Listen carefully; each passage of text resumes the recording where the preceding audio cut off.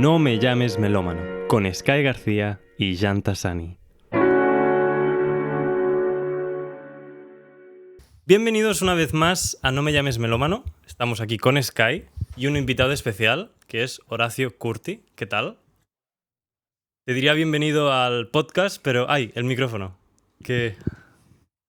Hola, muy buenas otra vez, señor. Hola, muy buenas. Exacto. Te diría bienvenido al podcast, pero los que estamos bienvenidos aquí somos nosotros. Pues bienvenidos. Te invitamos al podcast, pero nos has invitado tú a tu estudio para que hagamos esta charla un poco sobre el shakuhachi, entre muchas cosas, que es un instrumento que hablamos en un episodio sobre Japón, Sky, que nos contaste tú.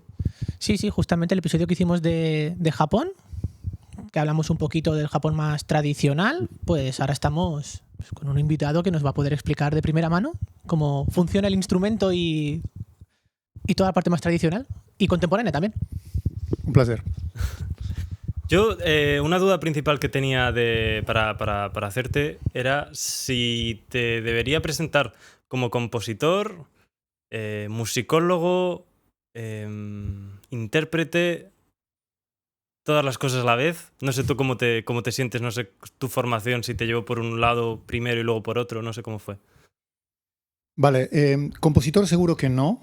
No, ¿eh? No me siento compositor. Siento que un compositor está mueblado de una manera que yo no llego a estarlo. Pero sí es cierto que yo creo música. Soy quizás en ese sentido más improvisador que otra cosa. Yo me siento muy cómodo en el tema de la improvisación libre.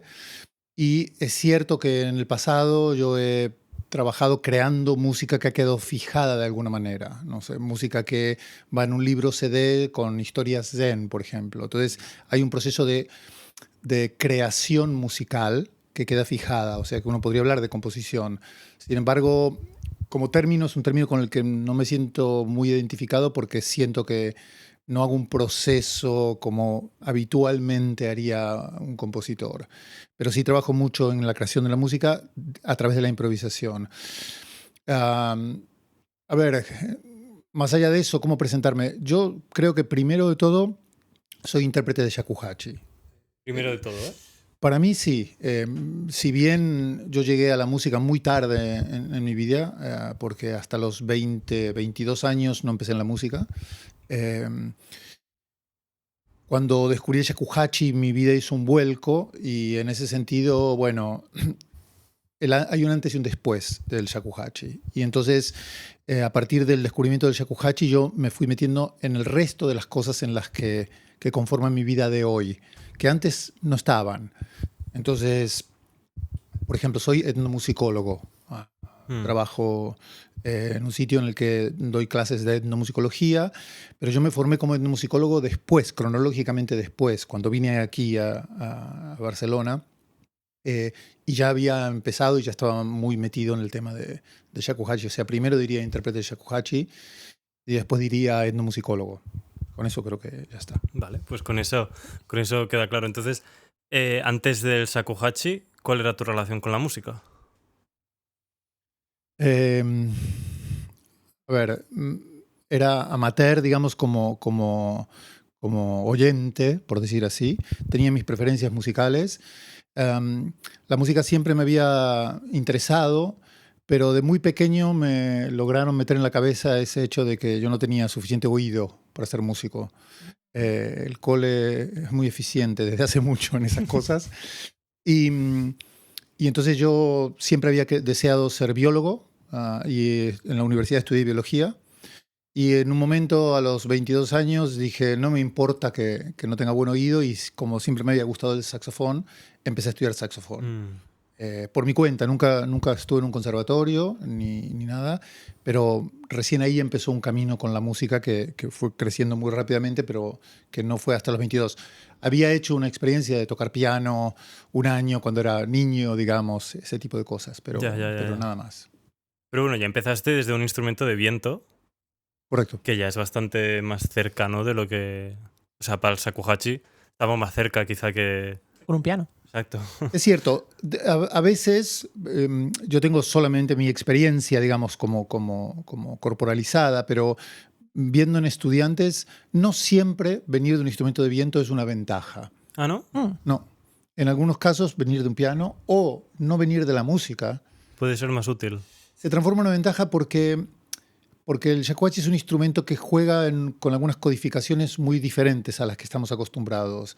Y si bien es cierto que un músico tiene herramientas con las cuales emprender un trabajo y un músico de viento está acostumbrado a soplar, también se da el caso, o yo lo he visto mucho, de gente que le cuesta mucho dejar atrás su chip, su manera de entender la emisión sonora. Claro. Y entonces tiene que primero hacer todas sus pruebas y después tiene que detenerse, tiene que comenzar a deshacer algunas cosas para experimentar con otras. No siempre es así, pero es algo que pasa en ocasiones. Entonces, cuando viene alguien que no sabe nada de tocar un instrumento o que no sabe nada de música, llega con una suerte de ingenuidad. Y no siempre esto es garantía tampoco de que haga un acercamiento mucho más eficiente, pero es interesante. Supongo que construir es más fácil que moldear en ese sentido. O sea, construir una técnica es más fácil que moldear una ya existente. Creo que se dan los dos casos, ¿no? Que no podemos generalizar, pero es cierto que un instrumentista de viento tiene muchos recursos y entonces puede ponerlos a prueba. Si funcionan, genial. Pero depende de qué instrumento venga. Si vienes del clarinete, por ejemplo, en el cual hay una lengüeta, una boquilla y una lengüeta dentro de tu boca, hay una presión que ejerce tu embocadura. Esto es muy diferente que el caso del shakuhachi. Si vienes de una flauta travesera, quizás la embocadura no es tan diferente. Entonces, depende. Pero en muchos casos se da esto que tú describes. ¿Sí? Como empezar de cero. Los niños a veces, tú les das el instrumento. Por ejemplo, hace muchos años había un estudiante mío, un saxofonista, muy, muy dedicado a la práctica del instrumento. Y que se habían metido y enganchado en muchos aspectos alrededor del instrumento, no solamente la emisión sonora. Y entonces su esposa, que yo también la conocía, en un momento cansada de escucharlo decir lo difícil que es tocar el shakuhachi, le dice, ¿en serio? A ver, dame eso. Lo agarró, se lo puso, sopló y sonó. Cuando a él le había costado un montón de tiempo que suene. Entonces, creo que hay algo en esa ingenuidad que a veces funciona. Bueno, claro, es que al final también cuando estudias de forma más o menos reglada, o al menos ciertos instrumentos, ¿no? Que la tradición ya tiene, es más antigua y demás, claro, te enseñan una forma de tocar que, claro, te sirve para ese instrumento al final. Pero aplicarlo igual a otro instrumento de otra cultura que sea con una forma totalmente diferente, claro, igual no aplica. Yo creo que a veces, yo nunca fui a un conservatorio, entonces mi aprendizaje musical sonoro fue peculiar en ese sentido. Claro. Pero a mí me sirvió, yo pensaría, para algunas cosas. Por ejemplo, para poder inventarme ejercicios, tener como una mente despierta de decir, bueno, ¿cómo trabajo esto? ¿No? Claro. Y entonces esa es una cosa que a veces a un músico se le presenta, es decir, tengo que resolver este tema y tiene que ponerse activamente a buscar una solución. Y en ese sentido puede estar mejor preparado. En el sentido de que haya una columna de aire que tenga un cierto sostén, en ese sentido también. O sea, hay algunos pequeños puntos en los que sí, pero muchos en los que no. Además hay formas musicales, por ejemplo, yo me eduqué en Japón en un entorno tradicional, pero actual. No de hace 200 años, entonces está muy adaptado a la realidad actual. Sin embargo, es un formato tradicional. Y me formé en un repertorio en particular, que se llama Honkyoku, y que es una forma musical que una 20 o 30 de piezas, no hay más, y entre sus características está que no tiene pulso. Entonces, enfrentarse a una forma musical que se construye a partir de elementos diferentes a los nuestros, a veces... tener conocimientos musicales puede ayudarte y a veces puede no ayudarte y ser un lastre. Claro. Y yo tengo que decir, pero claro, tú y yo ya nos conocíamos de cuando te contacté para una pieza de shakuhachi que estaba haciendo, yo también. Una de las cosas que a mí más me costó justo fue entender eso. El tema de no hay pulso y digo, ¿cómo sigo? O sea, ¿cómo sé que voy bien si no hay nada que me diga que voy bien? Eso me costó mucho romperlo. Sí, igualmente tendría que decir, para ser honesto, no toda la música de shakuhachi carece de pulso. Vale. Yo me refería en ese caso al Honkyoku, esta forma musical en la que yo me eduqué. Yo toco otras músicas de shakuhachi que tienen pulso, desde músicas contemporáneas, cuando trabajamos en tu pieza, hasta también músicas japonesas, que son consideradas tradicionales o clásicas, que sí tienen pulsación. Claro. Pero, por ejemplo, en ese caso no hay pulsación. Y, claro, hay otros elementos que guían. No sé, hay conceptos estéticos que son relevantes a la hora de poder comprender que el hecho de que la ausencia de pulsación no quiere decir que lo puedes hacer como quieras. Claro. Que tienes que seguir otro tipo de codificación que no es la que estamos acostumbrados. Claro. Es que al final también es cierto que el shakuhachi viene de una tradición muy distinta a la nuestra. Y de no solo a la nuestra, sino de muchos otros instrumentos. Entonces, no sé si nos puedes explicar un poquito pues, de dónde viene y qué es lo que lo caracteriza o diferencia de otros instrumentos, tanto de viento tradicionales japoneses como europeos. Vale. Igual cojo uno. Esto es un shakuhachi. No es más que un trozo de bambú cortado desde su raíz. De hecho, en el extremo inferior siempre se ven, quedan visibles las raíces, restos de las raíces. Y que tiene 5 orificios para digitar, 4 en la parte delantera y 1 en la parte posterior, y una embocadura que se llama abierta, es decir, la embocadura no vendrá dentro de mi boca, sino que se ubica de esta manera. Entonces hay un espacio, físicamente hay un espacio entre la apertura superior y mis labios. ¿La de una flauta travesera sería similar? La de una flauta travesera es similar. En algún punto, este tipo de embocadura se parece más a la de la flauta de pico, la flauta de Beck. Vale. Pero la gran diferencia es que la flauta de Beck tiene una cámara aquí encima. Es decir, el sistema de emisión sonoro se basa en que aquí hay un corte hacia adentro, igual que en la flauta de pico, que separará el aire cuando yo sople. La diferencia es que aquí yo lo soplo y yo tengo que hacer que el aire llegue como debe llegar a este filo. En la flauta de Beck se ha construido aquí una cámara. Esa cámara hace que yo me pongo dentro de la boca, el pico, digamos, de la flauta. Yo soplo y esa cámara se asegura de que el aire llegue aquí como debe llegar. Entonces, yo diría que esta embocadura del instrumento se parece mucho a la de la flauta de pico sin la cámara. Con lo cual, es un poco ridículo decirlo, ¿no? Porque físicamente la producción sonora es muy similar, pero interpretativamente es muy diferente.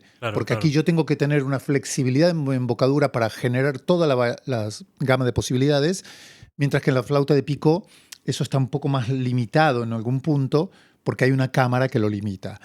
La embocadura de la flauta travesera se parecería quizás un poco más en el sentido de que no hay una cámara, no hay algo que lo organice y es tu propia o la embocadura propia del intérprete que debe producir el sonido cada vez. En ese sentido es similar, pero no hay un corte como en este caso, ¿no? Es plano de alguna manera. Entonces, yo creo que igual es el etnomusicólogo en mí, pero yo no soy muy fan esto de la comparación en algún punto. Creo que me gusta más bien mirar cómo es algo, ¿no? En sus características. Entonces, en ese sentido, para mí, esto no es más que un trozo de bambú que fue cortado, vaciado adentro, se quitan los nodos, se le hacen los 5 agujeros para digitar y se hace este corte superior en ángulo para producir el sonido. En la realidad hay todo un trabajo interior y después viene recubierto por laca en este tipo de instrumentos. Hay otro tipo de instrumentos que no tienen ese trabajo interior, pero el instrumento se basa en un sonido en el cual hay mucha presencia de aire y aquí invoca una estética sonora muy diferente a la que estamos acostumbrados aquí en Occidente y se basa también en algo muy japonés que es pocos recursos. Es decir, se supone que un ancestro del shakuhachi, que provino del continente, de China básicamente, tenía más agujeros para digitar y perdió. Tenía 6 en vez de 5 y perdió 1, que es algo a lo que no estamos acostumbrados nosotros. Estamos acostumbrados a complejizar, no simplificar. Normalmente es lo contrario. Sí, aquí siempre intentamos llevarlo como un poquito más. Correcto. Y aquí es un poco al contrario. Hay como una especie de idea de hacer con menos. Y en ese sentido el shakuhachi creo que es un gran ejemplo de eso. Cuando en Japón empieza la influencia occidental, a final de 1800, digamos, una de las cosas que pasa es que se empieza a mirar a Occidente en muchos aspectos, entre otros la música. Y ahí salen experimentos en los cuales se crean shakuhachi de 7 y de 9 agujeros para digitar, 5. ¿no? Entonces, otra vez, va hacia más complejidad, pero porque están imitando el modelo más bien occidental en ese sentido. Entonces, dentro de Japón es la única flauta vertical, el único instrumento de viento vertical. De viento no, porque existe un órgano de boca que también se toca vertical, tiene 17 tubos, pero como flauta es el único, las demás que hay son traveseras. Y esta presencia del aire sí es algo que no es el único instrumento de viento que lo tiene, el tener bastante aire.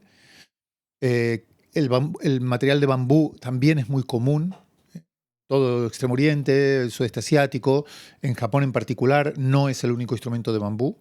El bambú es una materia muy presente, que crece muy rápido, que es relativamente económica, entonces está muy a la mano. Y entonces se hacen muchas cosas con ese material. Y la parte de coger la parte de la raíz también, la curva esta que, por ejemplo, en este caso tiene abajo, ¿es parte de la gracia? ¿Es consecuencia? Puede tenerlo o no. Este tipo de curvatura, que si lo miramos de costado, teniendo los 4 agujeros delanteros para digitar hacia arriba, la curvatura quedaría hacia arriba, o hacia arriba y un poco hacia la derecha. Esa es una curvatura entendida como bella. Vale. Si la curvatura estuviese hacia abajo, con el instrumento en esta posición, no sería bella. Casi que al contrario. Ese instrumento no sería un instrumento deseado, por decir así. Claro, claro. Pero no deja de ser una cuestión de estética de aspecto. Vale. No tiene consecuencias sonoras. No tiene consecuencias sonoras. El hecho de la presencia de la raíz en sí misma no se sabe bien el por qué. Hay algunas conjeturas de que en una época en la cual el shakuhachi adquirió las características que tiene hoy, también podía ser utilizado como una suerte de arma de protección, en el sentido de que la parte de la raíz es una parte muy densa, muy resistente, ¿no? Claro. Pero no hay un consenso de la razón de que eso esté allí. ¿No lo describirías entonces como un instrumento frágil o delicado? Sí, pero en otros sentidos. Vale. Quizás... Quiero decir, a mí no se me ocurriría nunca pegar a alguien con un clarinete no, pero y bueno, tener intención de continuar utilizando el clarinete como clarinete. Pero el clarinete primero tiene llaves, por ejemplo. Claro, Aquí no hay llaves. Este ya de por sí no hay mecanismos que se muevan. Correcto. Claro. Y además hay una densidad en el material. El bambú tiene una densidad. Hay más y menos densos, o sea, más pesados y menos, pero siempre hay una densidad en el bambú. Yo creo que su fragilidad está en otros sitios. Por ejemplo, donde está la embocadura, esta parte se llama utaguchi, la boca que canta sería la traducción. Qué bonito. Aquí hay un corte hacia adentro y tiene un inserto, una cosa blanca que se ve aquí, un poco arqueada. Sí. Este inserto es un material resistente, que podría ser un cuerno de búfalo de agua o algún material por el estilo. Y esta parte es muy delgada. Si yo le diese sin querer un golpe contra el filo de la mesa, por ejemplo, esto lo arruinaría. O sea que aquí hay una cierta cosa delicada. Por eso ponemos un capuchón habitualmente cuando lo trasladamos el instrumento, para protegerla. Entiendo. La otra parte que tiene una cierta cosa es el hecho de que el bambú, como es un material tan natural, si bien se deja secar durante 3 años antes de construir, puede rajarse por falta de humedad. Entonces, Japón es un sitio muy húmedo. Y uno pensaría, nosotros estamos en Barcelona, pensaría que Barcelona es un sitio húmedo, pero para el bambú japonés no lo es tanto. ¿Y cómo es el mantenimiento entonces? En principio no tiene. Tiene precauciones que tenemos. Por ejemplo, yo no lo dejo al sol. Si estamos en una habitación y ponemos aire acondicionado, como estamos hoy aquí, por ejemplo, yo tengo en mi estudio tengo un lector de humedad para ver cómo está la humedad en el ambiente. Si por un periodo largo no lo voy a tocar, o a veces cuando voy en avión, lo pongo dentro de una bolsa y soplo dentro de la bolsa antes de cerrarla para que contenga una cierta humedad, porque las cabinas de avión suelen ser secas. Claro. No lo llevaría al desierto, por ejemplo. Ahora, un instrumento que ya tiene muchos años o que tiene, no sé si se llega a ver en este, pero hay como una suerte de anillas aquí. Sí. Esos se llaman bindings, son como, se ha cavado un surco todo alrededor del bambú y se ha puesto un material que lo ata y se ha recubierto con ratán, en este caso por una cuestión estética. Este instrumento tiene de arriba abajo eso. Eso lo protege porque este instrumento, que es un instrumento maravilloso de un constructor muy, muy excepcional, está rajado de arriba abajo.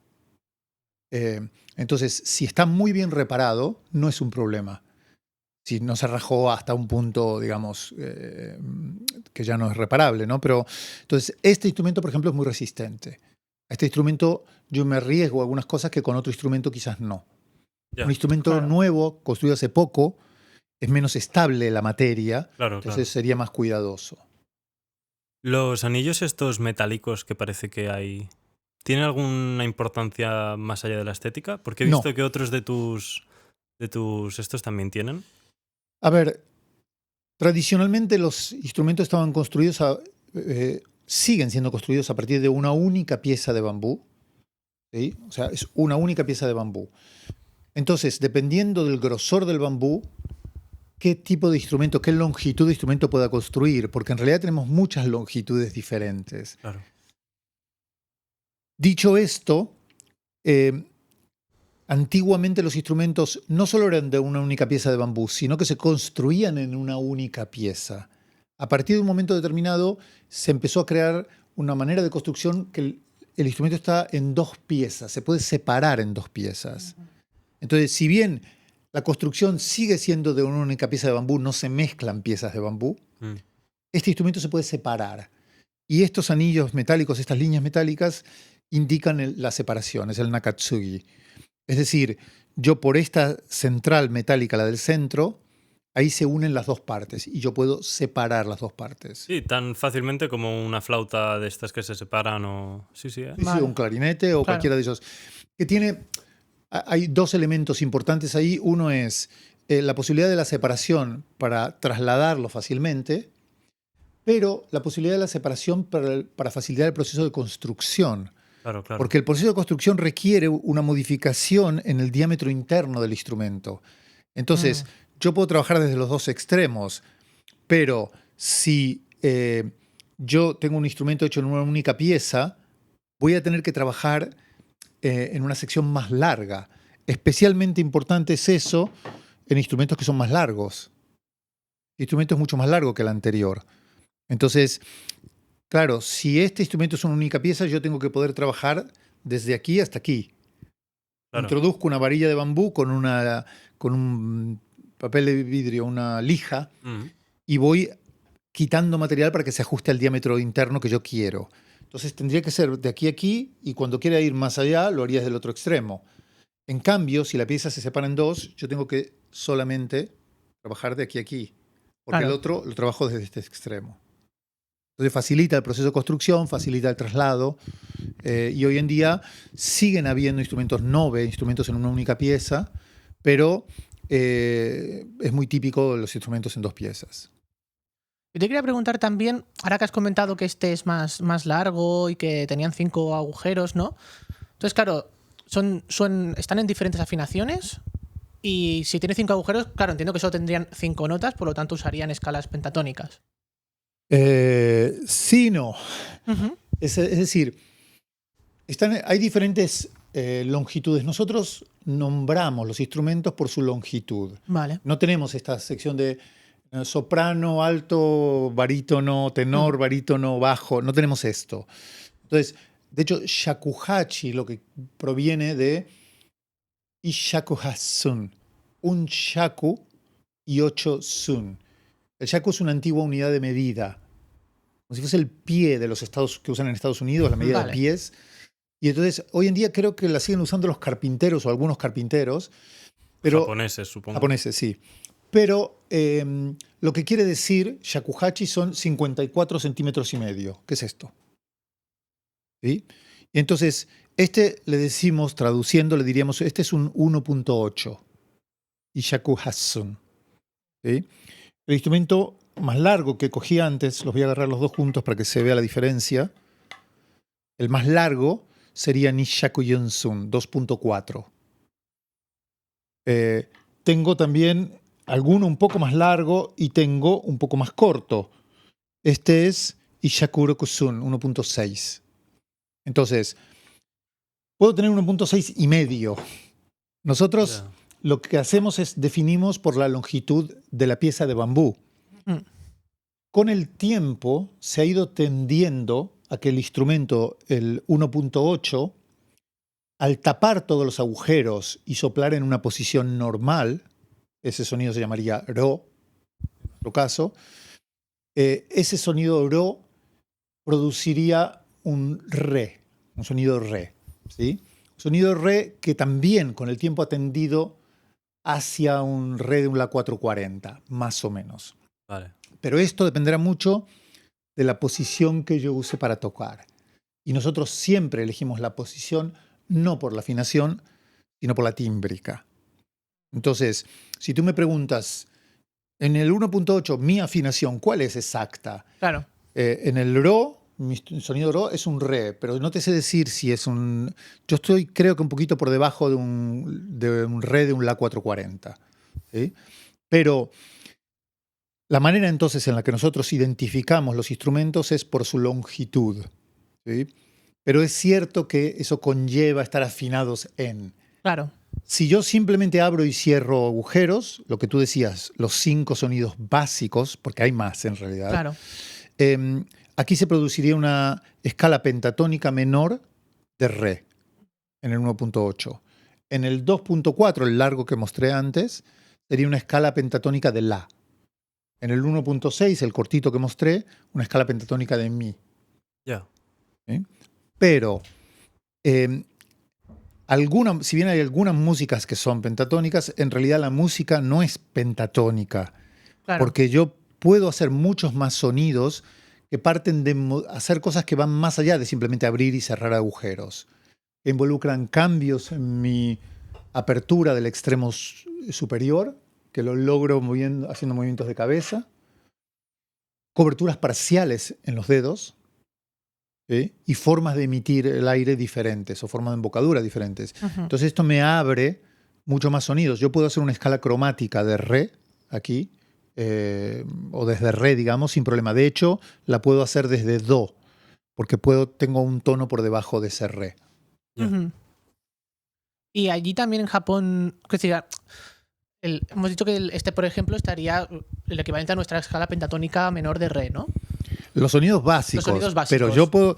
La música que toco, cuando tú hiciste la pieza que tú hiciste, no era música pentatónica. Y yo la pude tocar.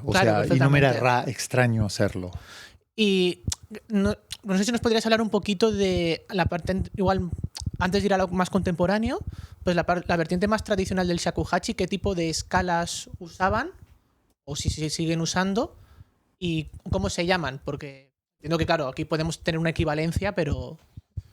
Sí, aquí hay un tema que para mí, como etnomusicólogo, es muy interesante, y es que si tú coges un gran maestro de instrumento que sea, imaginemos en este caso de shakuhachi, ¿no? Que puede tocar unas músicas increíbles, y le preguntas, ¿en qué escala estás tocando?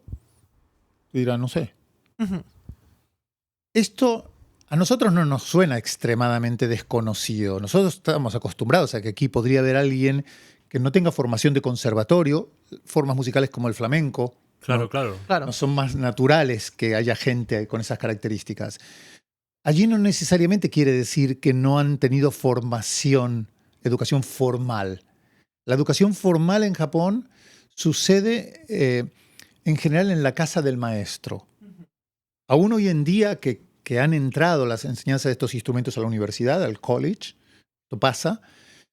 La gente seria, la gente que quiere emprender un camino en serio con esto, va a la casa del maestro. Entonces, tú vas a la casa del maestro y ese es el aprendizaje formal. Con ese aprendizaje formal es un tipo de aprendizaje que no se basa en la transmisión intelectual, en el hecho de conceptualizar, por ejemplo. Entonces, si bien existe el concepto de escalas y hay diferentes tipos de escalas, no es una variable, digamos, relevante para eso. Por ejemplo, De la misma manera que no es la afinación absoluta, no importa. Y eso hace difícil a veces tocar con otro. Puede haber alguien que toque bien, no es un estudiante que acaba de iniciarse, y no podemos tocar juntos porque no afinamos igual. Yo no tengo margen de afinación. Pero Sí, igual no es el criterio principal a la hora de decir si es un buen intérprete o no la afinación. la afinación en términos absolutos, es decir, Sí, que ese claro. re sea Tenga un un re de un re La 440, un poquito más alto, un poquito más bajo. Pero sí la afinación Interna, relativa. La claro. afinación Claro. interna sí es muy Claro, importante. Entonces, digo estas dos cosas para mostrar, no es que no hay elementos que sean importantes formalmente, pero la conceptualización teórica no es algo que se Claro. aplica. Entonces, esta es una cosa que pasa mucho cuando viene un compositor actual, ¿no? Ujú. Y dice, bueno, quiero componer algo para Shakuhachi y no lo conozco. Y a mí me ha pasado contigo, pero con otros compositores, de trabajar en esos procesos que me parecen súper interesantes. En general me he encontrado que nadie queda muy encajado en que no hablamos de escalas. Y lo que miramos es, sí, tipo de tímbricas, registro, técnicas, conceptualización de cosas. Entonces, en ese sentido, yo creo que esas cosas dicen mucho más del shakuhachi y de la música Claro. de shakuhachi que la otra aproximación. Sí, sí. No, total, que. Bueno, es que lo preguntaba por eso, porque me acuerdo cuando vine justamente, ¿no? A preguntarte, informarme un poco, que sí que vimos que había ciertas escalas, bueno, Hirayoshi y diferentes tipos de escalas, pero que realmente lo importante era más el timbre. El timbre, técnicas se pueden usar que son propias del instrumento al final. Hay una cuestión con lo melódico. Aún en las piezas estas que yo mencioné de Honkyoku, piezas musicales que en realidad se originan en prácticas de la meditación del budismo zen, pero que son musicales para nosotros hoy en día en general, aún en ese marco, que no había pulsación, pero que sí había ciertas cosas con otras estructuras, conceptos que los que estamos acostumbrados, la idea de la melodía es muy importante. La idea de las alturas es muy importante. No es, bueno, seguramente es algo medio improvisado. No, para nada. Nunca. Y no hay improvisación. En la música japonesa en general hay muy poca improvisación. Las prácticas de tambores, taiko, hay improvisación. En la práctica del tsugaru shamisen, un shamisen muy Sí. cañero, hay improvisación. Pero en general la improvisación no se ve favorecida en general en las músicas. Y la de shakuhachi claramente. Yo trabajo mucho en improvisación libre, dije hace un rato. Claro, claro. Pero esto es algo más de la contemporaneidad o de mi exploración personal, ¿no? Claro. En las músicas japonesas esto no está. Pero es importante no confundir con el hecho de que entonces todo vale, Claro. ¿no? Porque hay cosas que sí son muy determinantes, las alturas y tal. Dicho esto, yo antes mencioné, el Honkyoku son un grupo de piezas de entre una veintena y una treintena que se originan en unas prácticas de meditación del budismo zen. Hay gente que hoy en día utiliza el shakuhachi como una herramienta de meditación y produce ciertos sonidos, ciertas organizaciones sonoras en línea con lo que eran esas meditaciones sonoras del budismo zen. Para ellos, la altura, por ejemplo, de los sonidos les preocupa menos, la precisión en la altura. Claro. Entonces esto pasa cuando la finalidad no es musical, sino es más bien espiritual, por decir de alguna manera. Pero la mayor parte, para la mayor parte de nosotros es una cosa musical y no es tan diferente a esta idea que podríamos tener nosotros. Yo me acuerdo durante muchos años mi maestro diciéndome, el tsumeri está sharp. El tsumeri es un sonido que implica que yo tengo que coger un sonido de esos básicos y bajarle la afinación, ¿no? Y me decía, está demasiado agudo. Y me acuerdo un día, me lo acuerdo clarísimamente, un día que me dice, el tsumeri está bajo, demasiado grave. Ah, Yo pensé, ¡guau! Por ¡Qué fin. bien, por fin! Me dijo, no, ahora más. alto no, pero bajo tampoco. Hay que hacerlo correcto. Exacto. O sea, Claro. claramente hay un Sí, sí, interés sí. por las alturas también. Me gustaría volver un momento al principio sobre todo esto, porque estudiaste biología, luego te diste cuenta que te interesaba la música otra vez, y de ahí el salto a irte a Japón a aprender un instrumento que en Occidente es muy poco conocido. No sé qué pasos hubo entre medio. O si no hubo ningún paso y te lanzaste.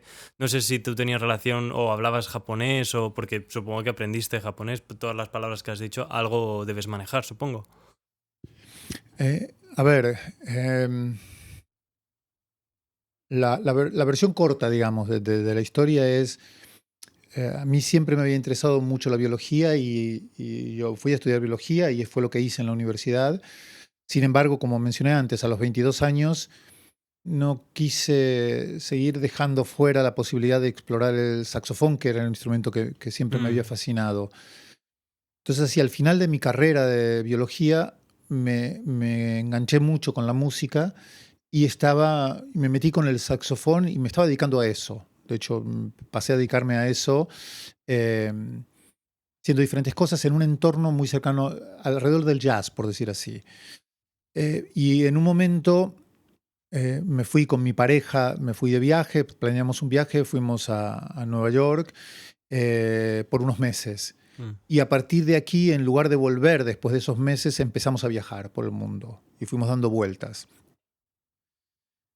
Yo tocaba el saxo, en Nueva York tocaba el saxo en el metro y hacíamos un poco una vida de esas que cuando uno viaja y tiene joven y se permite lo que el espíritu le dicta. Y en un momento viajando por el norte de India, en los Himalayas indios, escuché una flauta que me fascinó el sonido. Y era un shakuhachi. No era en Japón, era en India, en los Himalayas. Y el que lo tocaba no era un japonés ni siquiera, era un canadiense, con el que se cruzaron nuestros caminos viajando por allí y me fascinó como instrumento. Un día él se iba de trekking y yo me acuerdo que le dejé mi cámara y él me dejó su shakuhachi para jugar ese día. Y entonces me fascinó el instrumento. Y él en ese momento me empezó a comer el coco de por qué no iba a Japón. Que él había estudiado en Canadá, pero el año anterior había estado con un maestro en Japón. Y él me puso en contacto con su maestro, que hizo todo tan fácil para que yo fuese, que terminamos yendo a Japón. Es mi maestro actualmente, aún él. Y entonces fuimos a Japón, primero en un homestay, quedándonos con una familia que organizó mi maestro. Después de un mes me di cuenta que quería más, después de 2 meses me di cuenta que quería más y después de 3 meses ya estaba perdido. No volví a tocar el saxo y empecé a dedicarme al shakuhachi. O sea, el resumen más resumido aún creo que sería una serie de casualidades que yo creo que el único mérito que yo tuve es estar suficientemente despierto como para aprovecharlas, ¿no? Y para dejarme llevar por lo que me llamaba. Entonces, en ese sentido, yo no sé por qué, pero unos 13 años antes de esa llegada a Japón, yo había estudiado un año de japonés, de lengua japonesa. No sé por qué. Coincidencias de... Otra vez, casualidad de la vida. Había algo en la cultura japonesa que a mí me atraía, digamos, pero bueno. Entonces, hablaba muy poquito, pero cuando llegué pude presentarme, decir quién era, ¿no? Estas cosas que aprendemos enseguida con un idioma. Y después, bueno, mi proceso de estudio allí fue, como decía antes, un proceso de transmisión tradicional, pero muy actual. Mi maestro hablaba muy, muy poco de inglés. Esto fue hace muchos años. 25 y 30, un poco menos de 30, un poco más de 25. Y entonces, bueno, la transmisión incluye, tú vas a la casa de tu maestro, ¿no? Y no, habitualmente, no te dan un horario. Yo fui, cuando llegamos al aeropuerto, tuvimos que ir desde el aeropuerto 4 horas de viaje hasta donde vivía mi maestro. Y cuando llegué ahí yo tenía pensada toda mi presentación, esto que había aprendido, ¿no? En japonés. Watashi wa Horacio des y estas cosas. Y cuando estábamos en el tren, faltaba 1 hora para llegar, se acerca un japonés y me dice, ¿tú eres Horacio? Y era mi maestro que había hecho el cálculo del horario al que llegaba el vuelo y no sé qué. Y era una época y un lugar en el que no había occidentales, no había extranjeros prácticamente. Claro. Si estabas tú era poco probable que en no Tokio, fueras. por supuesto, sí, pero esto era ya más cerca de allí. Y entonces desarticuló toda esta idea mía de presentarme, obviamente, pero fuimos hacia su casa y 2 horas después yo tomé mi primer clase. Pero a partir de ahí, las clases eran, por ejemplo, me dijo, bueno, vuelve el martes a la tarde, ¿no? Entonces yo pregunté, ¿a qué hora? A la tarde. ¿Pero a la tarde a qué hora? Tarde. O sea, paré de preguntar y fui a un horario a la tarde. Y cuando llegué escuchaba que había una clase. Mientras iba llegando escuchaba que estaba dando una clase. Yo pensé, me equivoqué de horario. Tenía que adivinar el horario y me lo equivoqué. Claro. Entonces, pero entré y este es el modelo tradicional. Tú te sientas a escuchar la clase de otro. Entonces, si la clase fuese aquí, hay maestro, discípulo, y podría ser que cuando yo llego ya hay alguien sentado en el suelo. La clase, en este caso, era sentados en sillas, pero alguien sentado en el suelo, en un costado. Entonces tú llegas y te sientas al costado, que hay un cojín libre probablemente, y esperas tu turno, por decir así, como si fuese la peluquería sin cita, ¿no? Y es muy interesante esto como parte del proceso porque entonces escuchas otra clase y escuchas la dificultad del otro y escuchas las problemáticas y escuchas los intercambios sin tener la piel, no se te juega nada ahí. Claro. Yo así he escuchado cientos, si no miles de clases y todas estas eran en japonés. Algo se te fue quedando, supongo. Entonces fui aprendiendo, digamos así, a lo bravo, como dirían aquí.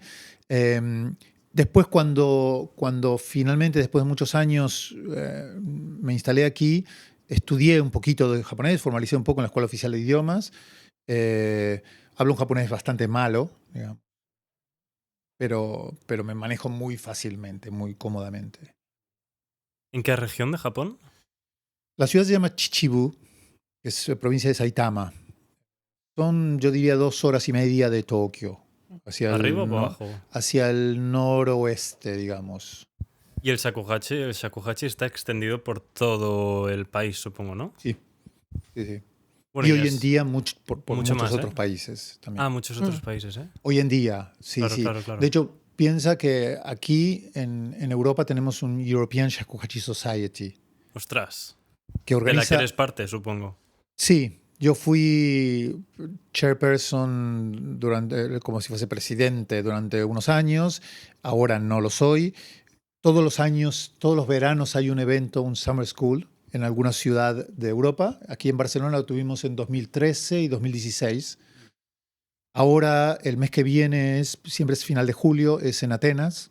Y vienen maestros de Japón y de diferentes sitios de Europa. Y Europa es uno de los sitios...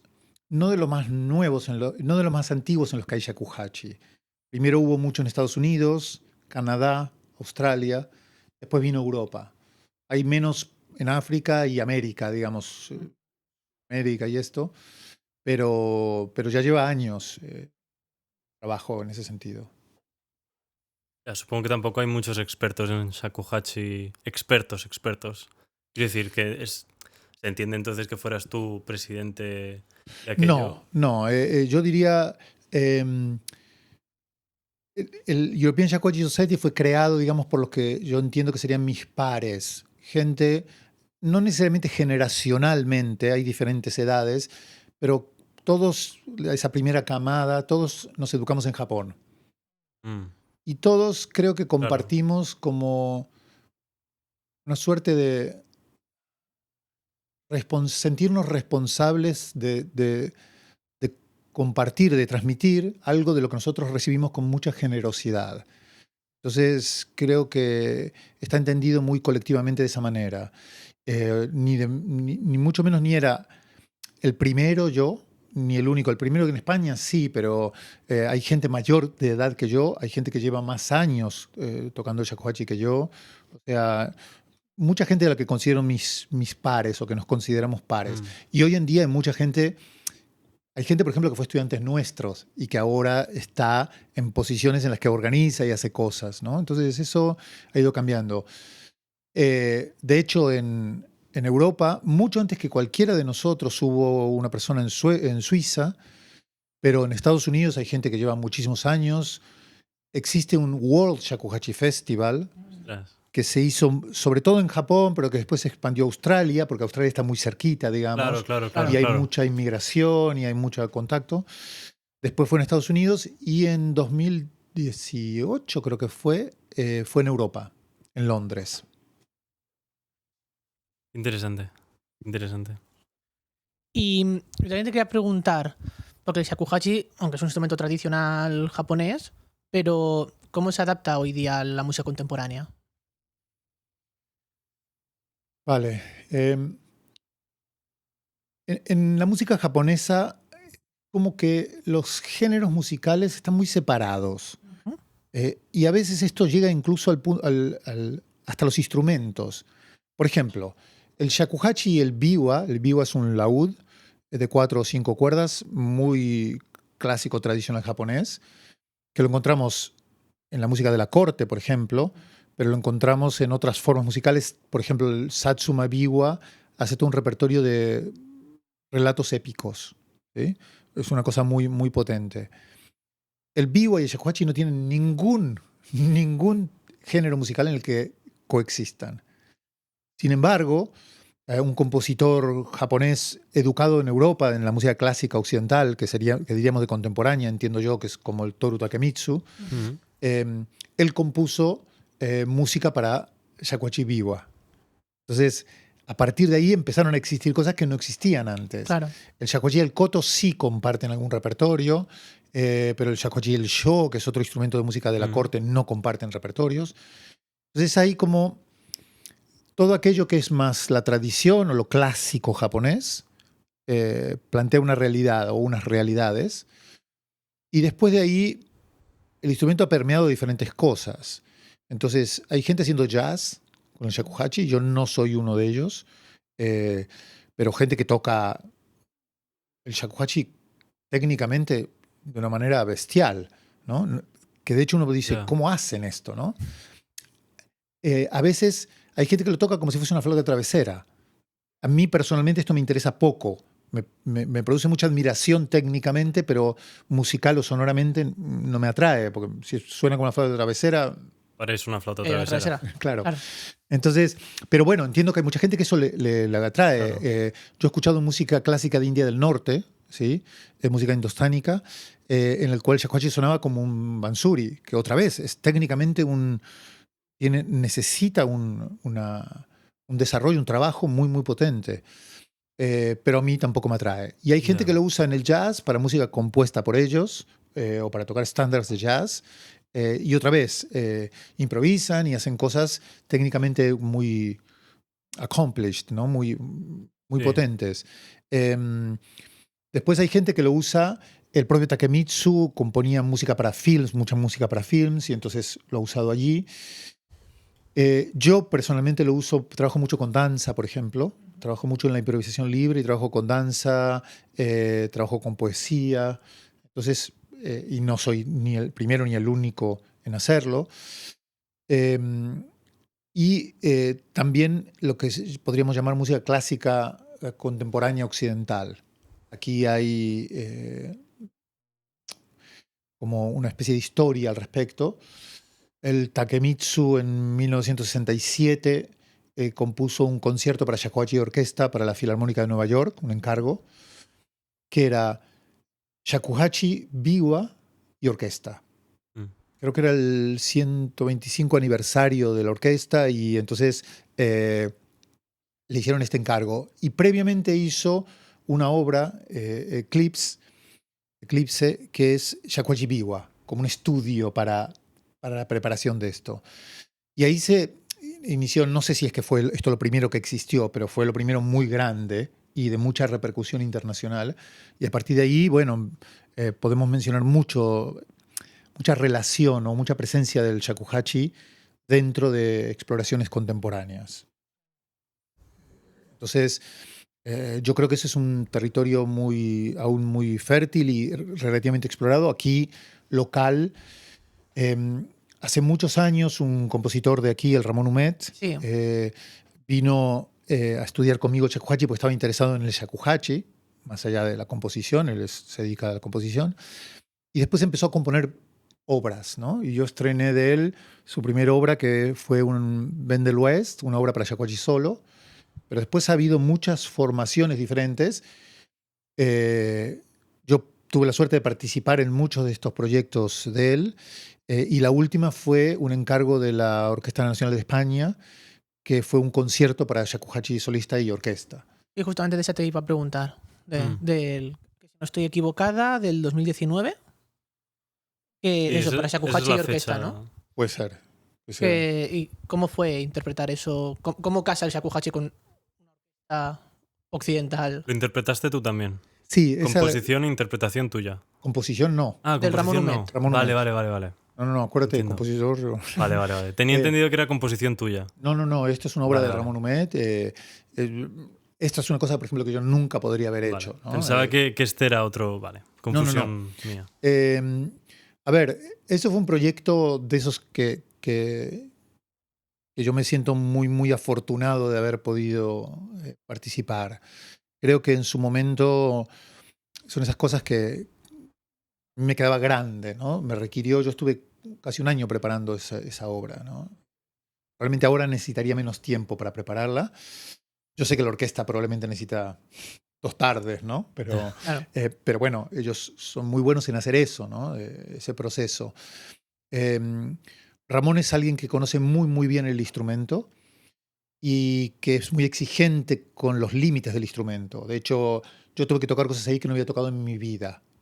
Sonidos y técnicas que no había usado en mi vida. Porque el shakuhachi tiene 2 octavas y media más o menos de rango.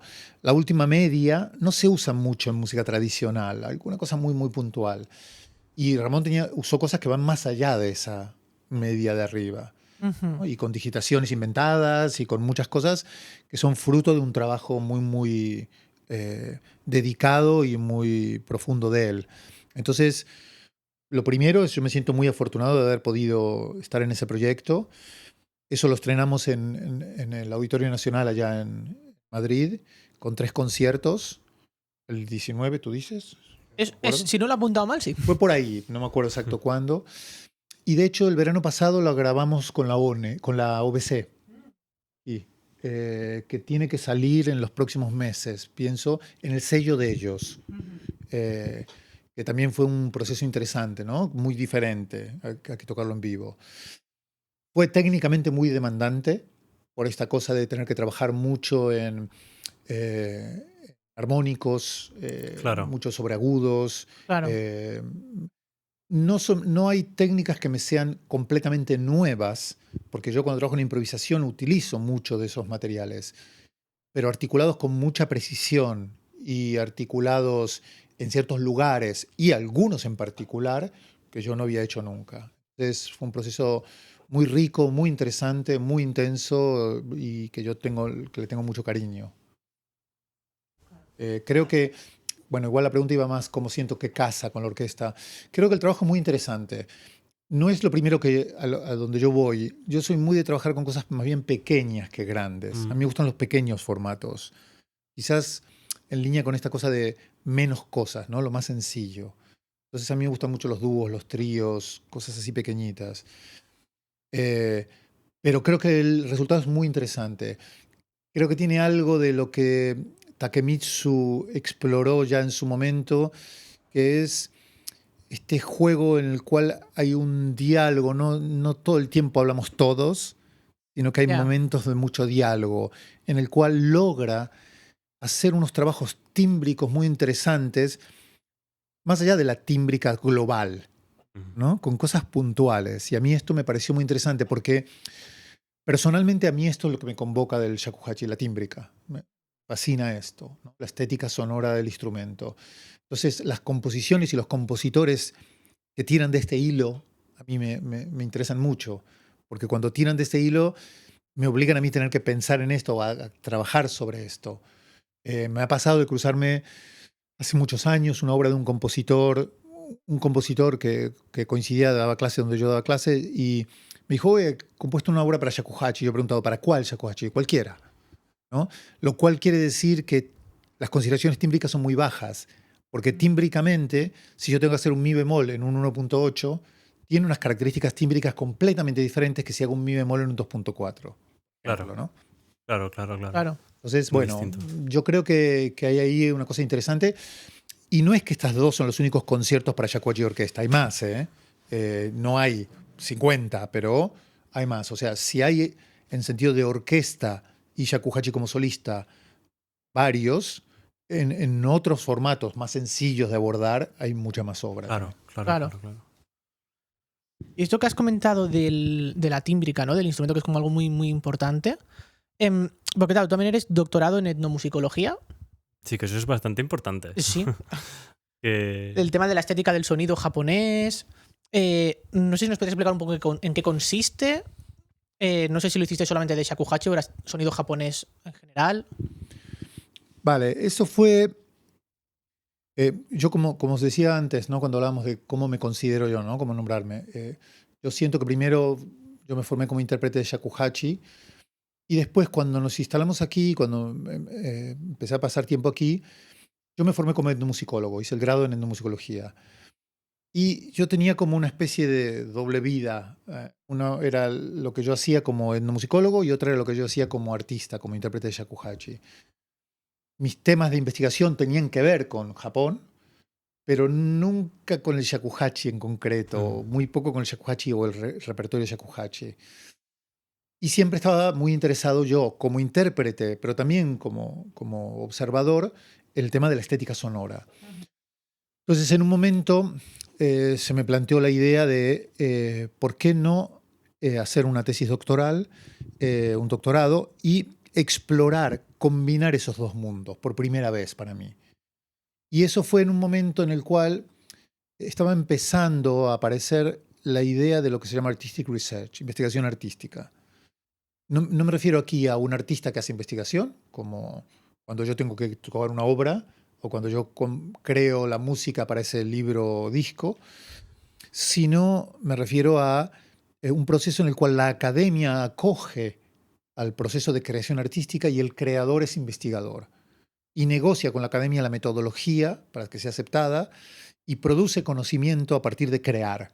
Pero es un proceso que es mucho más costoso para el creador que simplemente crear. Crear es más fácil. Aquí hay que sumarle algunas otras cosas.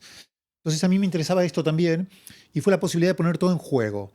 Entonces empecé a buscar dónde hacerlo y me interesaba mucho una investigadora en la Universidad de Aveiro, en Portugal, una etnomusicóloga, que no es especialista en música japonesa, ni investigación artística, ni shakuhachi.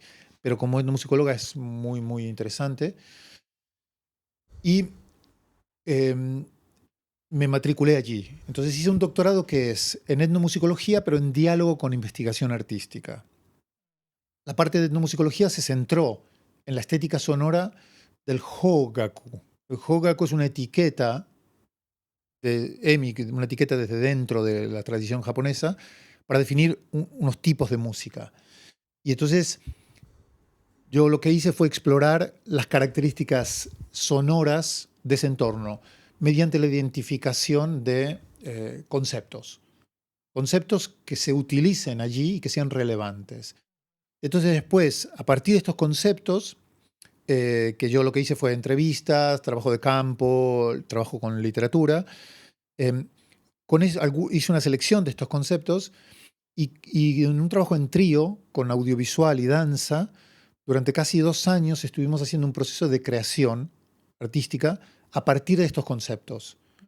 Y creamos una obra y un documental audiovisual. Entonces, todo este proceso fue lo que conformó el doctorado. Entonces, en el doctorado hay un manuscrito, hay una pieza escénica y hay también un documental audiovisual. Fue un proceso para mí muy, muy enriquecedor también. Sí. Claro. ¿Y se puede ver ese documental abiertamente? Sí, se publicó porque nosotros estamos acostumbrados a que las investigaciones se publican papers, ¿no? Se publican cosas por escrito. Pero hoy en día en las cosas de investigación artística se publican de otras maneras también. Entonces hay revistas, peer review se llama, que quiere decir de revisión por pares, en las cuales no decide el editor, sino que decide otra gente, que publican online. Entonces esto está publicado en una revista. Después os puedo pasar el enlace. Sí, estaría guay ponerlo por si a alguien le interesa verlo. La pieza escénica se llama Kukaku. Esa no es lo que se publicó. No. El documental se llama Painting in the Void y eso fue lo que se publicó en una cosa que se llama Screenworks, la revista. Pues yo te querría pedir, quizá, para ir acabando, si quizá nos podrías tocar muy brevemente un poco el shakuhachi para quedarnos un poco con la idea de cómo suena y los los 5 agujeros estos cómo suenan de por sí y tal. Por supuesto. Claro, encantado. ¿Te parece? Porque si te hago yo de pie de micro. La idea es que el sonido, hay un sonido que se produce en la parte de la embocadura, hay un sonido que sale por abajo si yo cubro todo, y si no cubro todo también habrá sonido que saldrá por aquí. Entonces, yo antes decía, cuando tapo todos los agujeros y soplo de una manera que yo voy a definir como normal, y mi embocadura es normal, ese sonido se llama ro, ¿no? Que es ese re en el 1.8.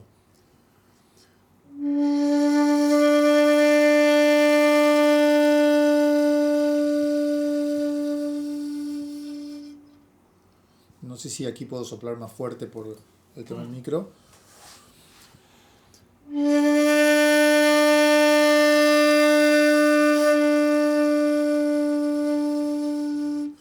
Yo lo que hago es busco un sonido que no sea ni muy enfocado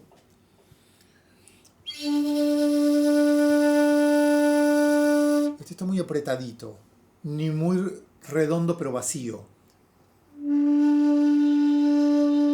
Entonces, pero es cierto que hay una presencia de aire muy importante si pensamos en un sonido como estamos acostumbrados de una flauta travesera, claro, o de un violín, o de una soprano cantando. Y de hecho a veces lo exagero.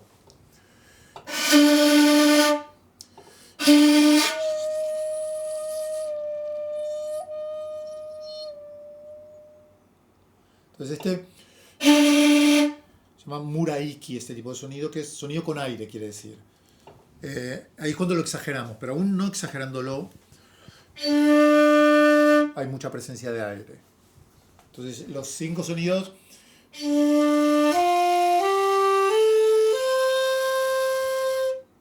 en la octava de abajo, pero yo puedo hacer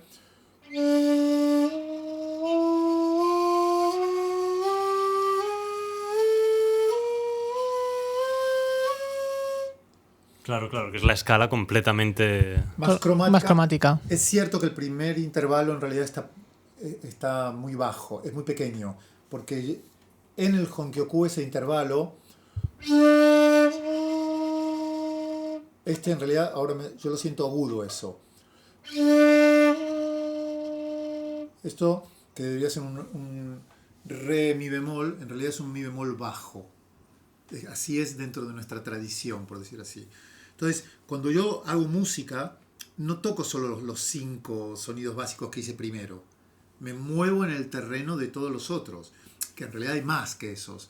Y hay algunos cambios que son muy relevantes. Por ejemplo,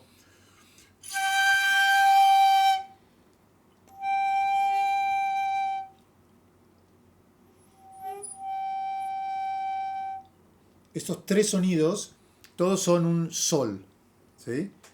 Pero uno es un re, otro es un ru y el otro es un maru no chi. Entonces, los nombres diferentes me indican características diferentes. ¿Por qué son diferentes? Porque tímbricamente son diferentes. Sí, son muy distintos tímbricamente. Entonces, claro, eso, a pesar de que la afinación sea la misma, es suficientemente relevante como para otorgarle un nombre diferente. Eso lo veo muy, muy interesante. Pues es muy distinto a aquí. ¿Sabes? Aquí, independientemente del timbre, un re es un re. Yo me acuerdo en el saxofón, me acuerdo poco, pero en el saxofón me acuerdo que tenías, no sé, el fa, uno que era de costado, ¿no? Y que tenemos digitaciones alternativas y que las elegimos en función de dónde vengo y a dónde voy. Exacto. Para que el pasaje suene mejor. En música moderna, en música contemporánea, yo tomo esas decisiones también. Claro. Si el compositor no me indica en particular, yo tomo esas decisiones y digo, si tengo que ir de aquí a aquí, me conviene esta. Y tenemos alguna que es así, pero tenemos muchas que no puedo intercambiarlas. Cuando a mí me piden que yo haga...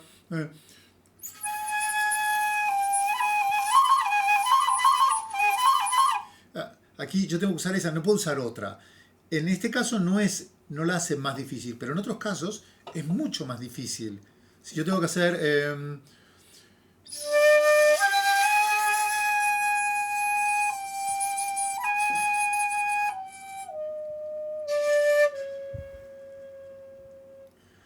yo aquí lo podría hacer con digitaciones mucho más fáciles. Las alturas serían las mismas, pero el timbre y la dinámica, porque van muy de la mano, sería diferente. Sería muy distinto. Sí. Sí, sí, sí. Y de hecho, esta es otra cosa, el tema de la dinámica. El shakuhachi es un instrumento, desde una comprensión más occidental, que con las dinámicas es un poco pobre para alguna gente. ¿Por qué? Porque aquí es bastante uniforme, pero no puedo uniformar aquí. No lo puedo subir este sonido. Y si le subo, tengo un margen muy pequeño. Y si lo subo, empieza a tener una tímbrica muy sesgada, así una cosa con muchísimo aire. Esa falta de homogeneidad en dinámicas y tímbricas, que a veces, desde un punto de vista occidental, es una pobreza. Una de las primeras cosas que nos piden es que cuando aprendemos un instrumento lo hagamos el sonido uniforme. Sí, la constancia es lo más valorado. Para que después te digan qué quieren fuerte, qué quieren flojo, qué quieren de una manera o de otra. Aquí esto no es así, pero esto es parte del encanto para nosotros. El tsumeri, si tú me pides un tsumeri, nunca lo puedo hacer fortísimo. Si hago uno fuerte, se irá hacia una tímbrica en particular, que en la pieza de Honkyoku la piden, pero que en general... Entonces cuando viene un compositor, si desconoce esto, es como decir, ahí no funciona. Si me piden que haga un mi bemol, aquí es tsumeri. En otro instrumento quizás no es tsumeri, lo puedo hacer con un sonido normal, y ese sí se puede hacer más grande. Entonces, ahí hay características que son diferentes a las que estamos acostumbrados. Esto es una de las cosas que cuando justamente consulté para lo de mi pieza, que es algo que yo no tenía ni idea. Yo pensaba, digo, bueno, se ponen a hacer todos los sonidos más o menos igual. Y justamente cuando te traje las primeras líneas y tú me dijiste, este mi bemol no va a sonar nunca fuerte.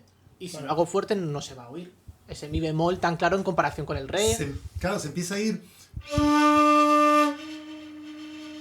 Yo, si hiciese re, mi bemol...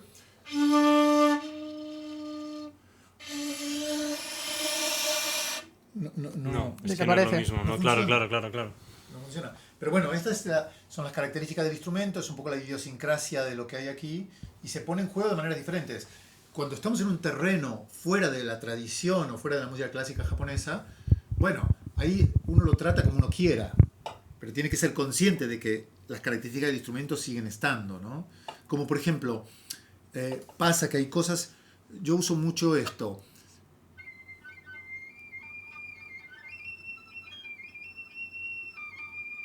Los whistle tones, ¿sí? Esos silbidos. Uso estos whistle tones mucho. No se usan en la música clásica ni tradicional japonesa, nunca. Y si yo hago...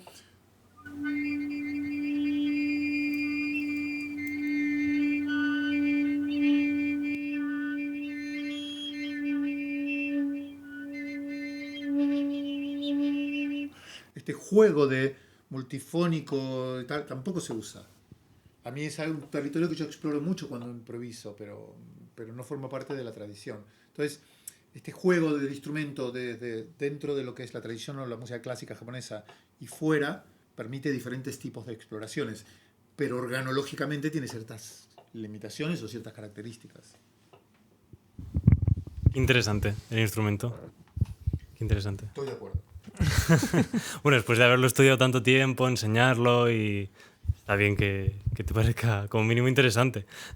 Es un universo que todavía me resulta muy fascinante, y que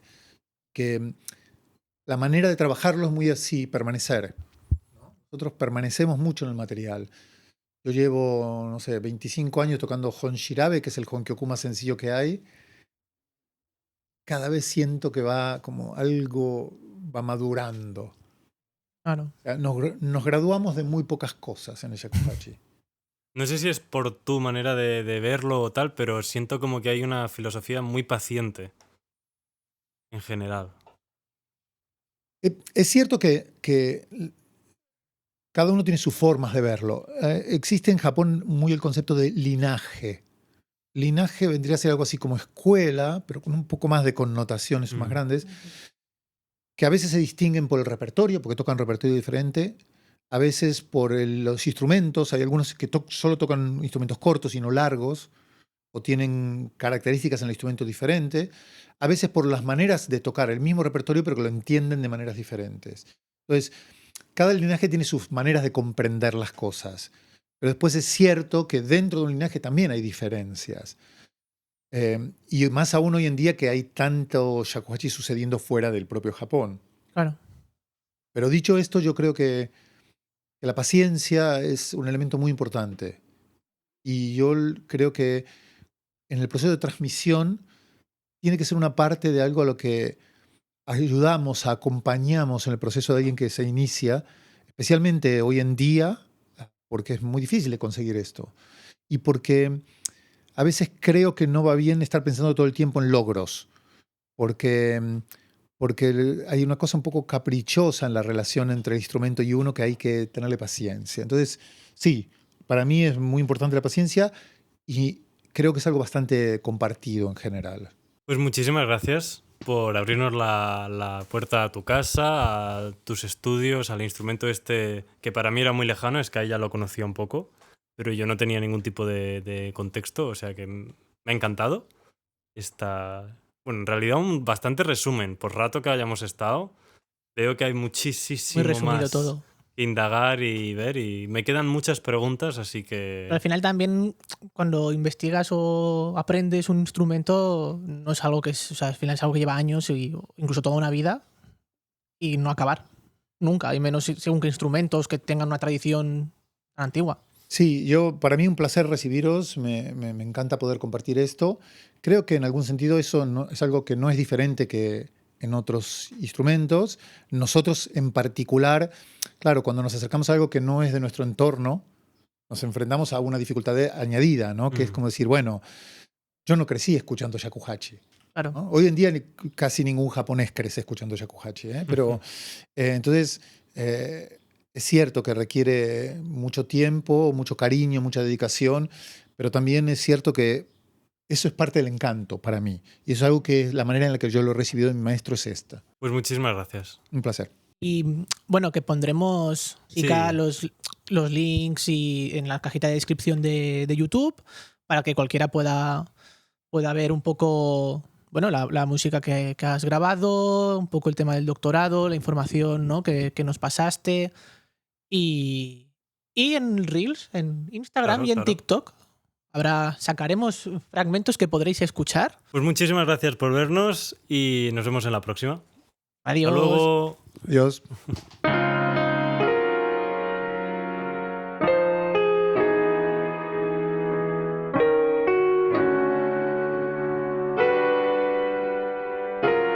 No me llames melómano, con Sky García y Jan Tassani.